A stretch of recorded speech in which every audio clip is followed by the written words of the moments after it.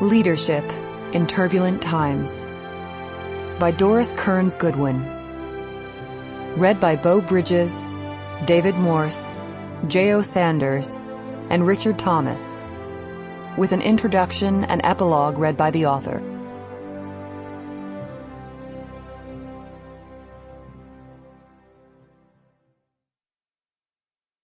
For my husband, Richard Goodwin, and our best man and closest friend, Michael Rothschild. Forward. Abraham Lincoln, Theodore Roosevelt, Franklin Roosevelt, and Lyndon Johnson, the lives and times of these four men have occupied me for half a century. I have awakened with them in the morning and thought about them when I went to bed at night. By immersing myself in manuscript collections, personal diaries, letters, oral histories, memoirs, newspaper archives, and periodicals, I searched for illuminating details that, taken together, would provide an intimate understanding of these men, their families, their friends, their colleagues, and the worlds in which they lived. After writing 4 extensive books devoted to these men, I thought I knew them well before I embarked on this present study of leadership nearly 5 years ago. But as I observed them through the exclusive lens of leadership, I felt as if I were meeting them anew. There was much to learn as the elusive theme of leadership assumed center stage. As I turned to works of philosophy, literature, business, political science, and comparative studies, in addition to history and biography, I found myself engaged in an unexpectedly personal and emotional kind of storytelling. I returned to fundamental questions I had not asked so openly since my days of college and graduate school. Are leaders born or made? Where does ambition come from? How does adversity affect the growth of leadership?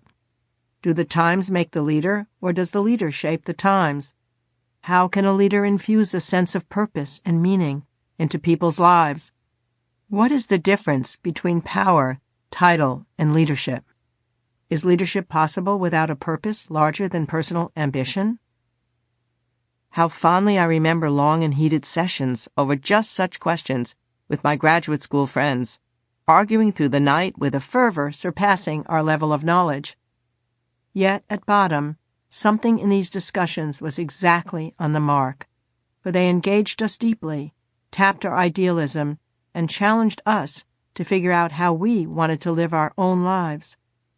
I realize now that debates such as these put me on the path to find my own calling as an historian. In Part 1, we see the 4 men when they first entered public life. In their 20s, when they set forth to forge their public identities, they appear very different from the sober, iconic countenances that have since saturated our culture, currency, and memorial sculpture. Their paths were anything but certain. Their stories abound in confusion, hope, failure, and fear. We follow mistakes made along the way, from inexperience, cockiness, lack of caution, outright misjudgments, and selfishness, and see the efforts made to acknowledge, conceal, or overcome these mistakes. Their struggles are not so different from our own.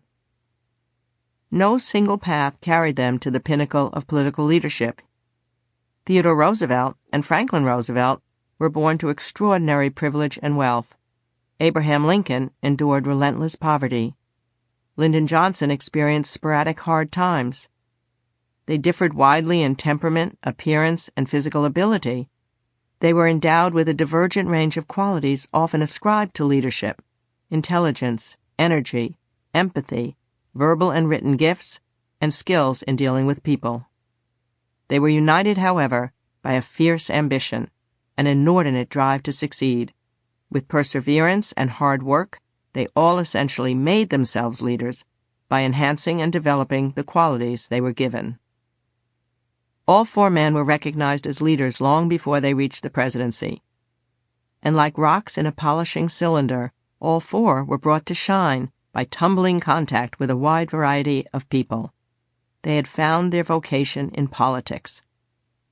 I have often thought, American philosopher William James wrote of the mysterious formation of identity, that the best way to define a man's character would be to seek out the particular...